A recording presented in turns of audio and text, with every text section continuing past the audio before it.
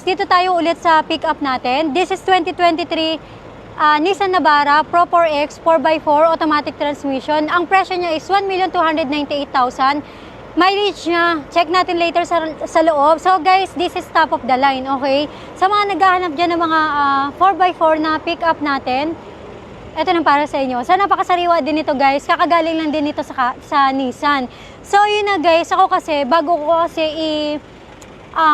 i-display or ibenta yung mga units natin, dinadala ko talaga siya sa kasa muna. Kasi alam mo yun, ayoko nung pagka kunyari nabili nyo na sa akin tapos magreklamo kayo o whatever. Ayoko guys.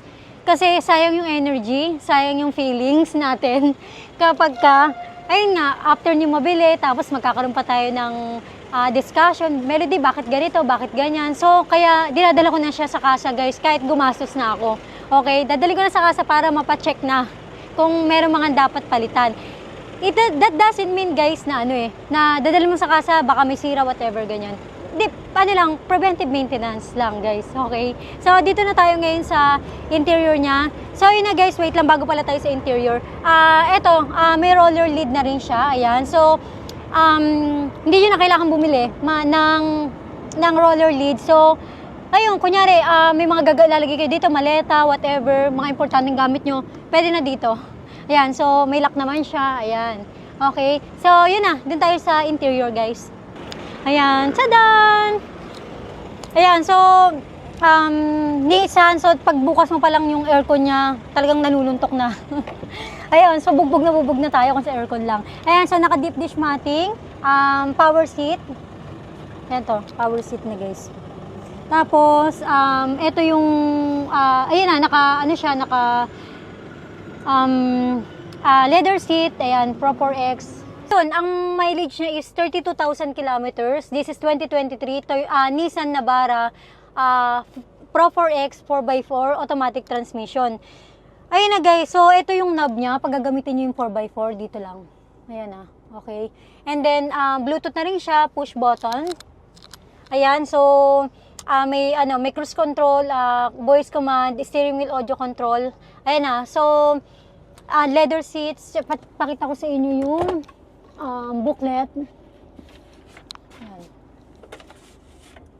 Okay.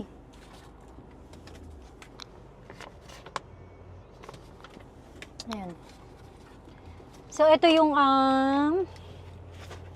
ayan. Manual niya, nandito kompleto. Ayan. Ayan. Okay. So, ito guys, kahit pumunta kayo sa pumunta po kayo sa Nissan. So, kasa-maintain siya. Okay. Kasa-maintain tong Nissan Navara natin. Ayan. Simula 9,000 kilometers dinala na nung first owner. Ayan. So, sunod na siya. Ito hindi lang nasulatan. Pero pag nagpunta kayo sa kasa, alam ko makikita nyo yan doon. So, may records naman sila doon. Ayan. So, ito yung huling dinala siya sa kasa. Ito yung presyo. Ayan. Ayan, so ito lang nung March 31, 2026. Okay? So guys, yung mga units natin nakuha natin last month. So, yun nga kasi kinumpleto ko muna sila and then I make sure na yun nga na check up muna sila bago ko i-vlog sa inyo. Ayan. Okay. Ayan, so dinala siya sa wait lang, hanapin natin. Ayan, Nissan sukat. Okay? Ayan. So nandito lahat, guys, ha. So, pagka punta nyo, tignan nyo na lang to. So, ayun na, naka-breakdown naman dito yung mga pinalitan, ganyan. Ayan, mga pinalitan nila.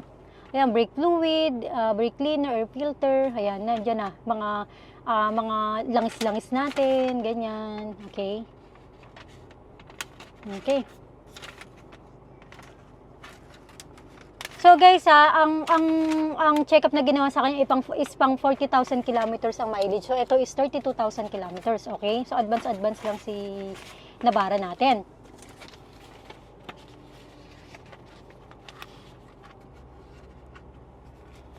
Okay?